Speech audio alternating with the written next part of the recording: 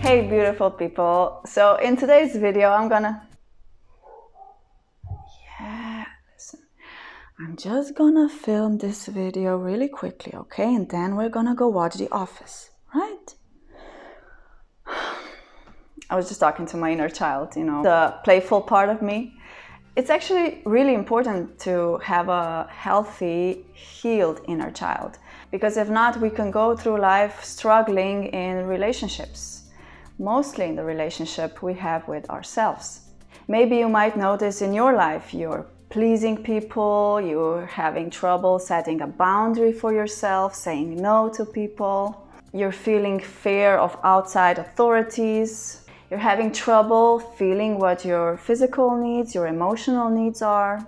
Well, that was the case with me, and I realized what the problem was. I was totally disconnected from myself.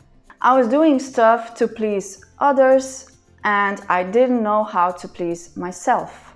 So in this video, I'm gonna be talking about my journey of healing the inner child in me and reconnecting with myself again.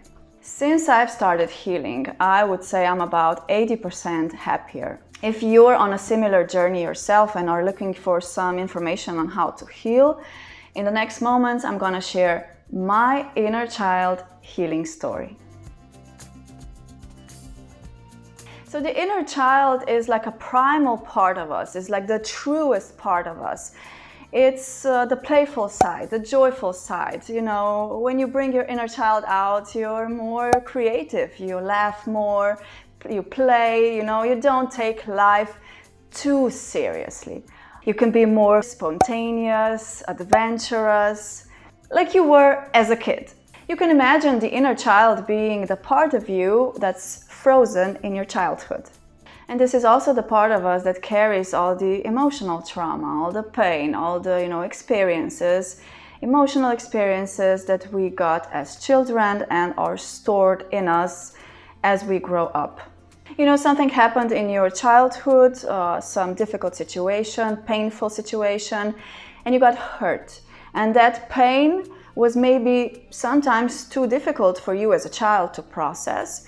And so it gets stored in your body, in you, and you grow up with that pain with you. You don't maybe even realize it's there.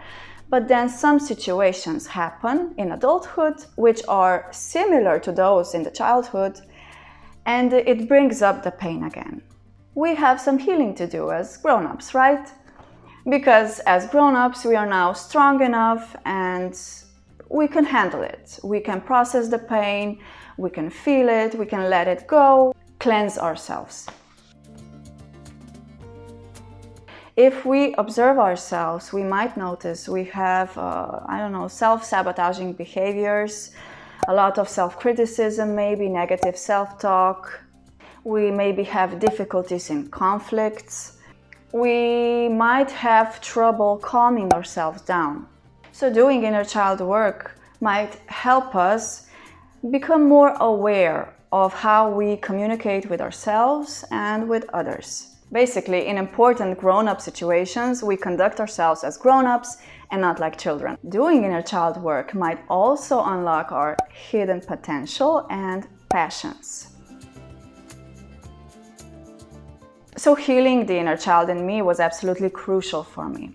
Because as a child, I was growing up in an environment that was very critical.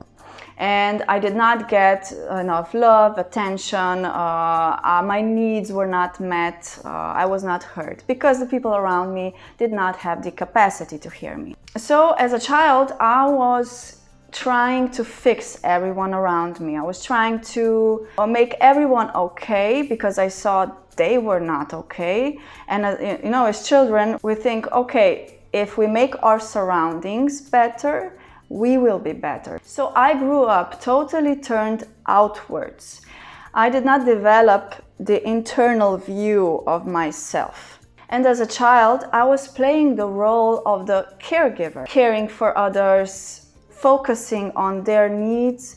And so because I didn't develop that focus on myself seemed to be missing. As I grew up, I built protective systems in my head, so I was totally immersed in here. And the rest of my body, I could not really feel, but I wasn't even aware most of my life that I could not feel my body. You know, I was in my thoughts, in my stories, in my protective safety mechanisms that I built in my head so I could survive the difficult situations. As an adult, I started meditating and becoming more self-aware. And I noticed that I have a ton of fear in me. My self-confidence was low, the image I had about myself. My internal and external appearance was very, very bad. I was doing everything to please people around me, to make everyone around me happy. And I looked on the outside for people to approve of me. I was not my own authority. I didn't have my own voice. I didn't know how to express my voice. I was not aware of my needs. What I did, most of all, I started introducing a whole lot of love for myself. First thing I needed to do was to, turn that critical voice down a notch, or a couple of notches, and amp up the loving voice. I began listening to myself, to my needs. I began feeling my body more physically and emotionally, and bringing in more compassion and understanding for myself. The main thing was I started practicing intentionally opening my heart. When you see a beautiful sight of two people hugging, or I don't know, dogs or whatever, babies, or whatever is your love juice, and your heart opens. Well, I started practicing that intentionally on demand. So it became basically my meditation practice. I sat down and I had a couple of ways of how to open my heart. My biggest tool was music. If I found a song that really touched me, that I really felt, I held on to that song.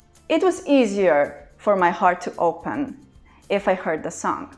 The next tool I'm using is to have loving self-talk. So you know how sometimes we kind of feel a little bit embarrassed if we're talking with ourselves out loud, I started doing that frequently. So every day, I would wake up and I would have a conversation with myself, how I would put myself in the position of my best friend.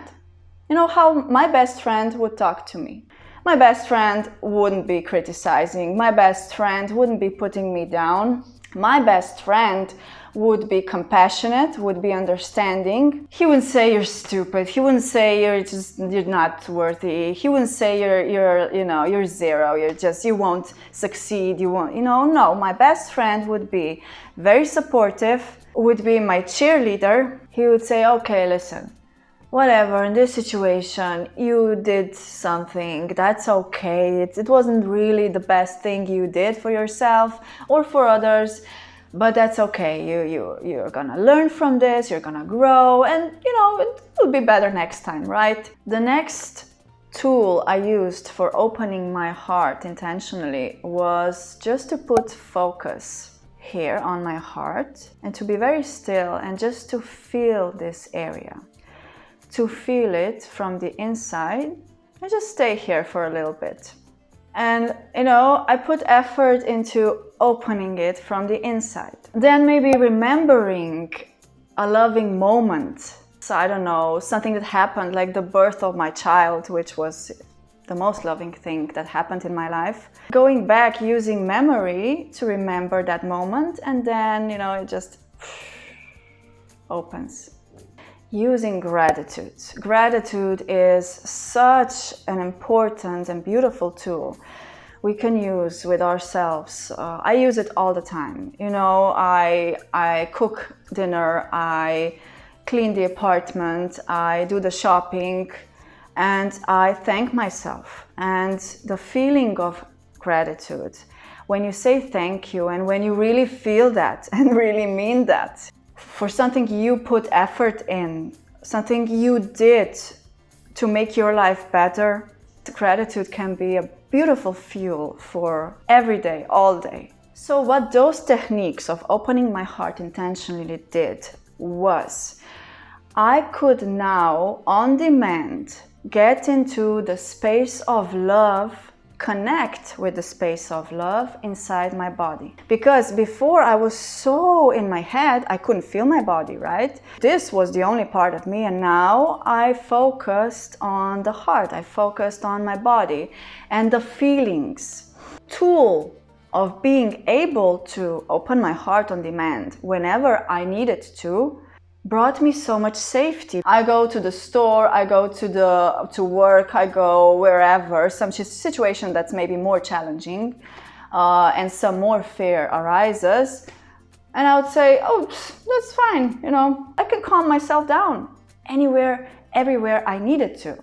So I took care of the safety part. To sometimes, you know, to be playful, to play with kids' toys.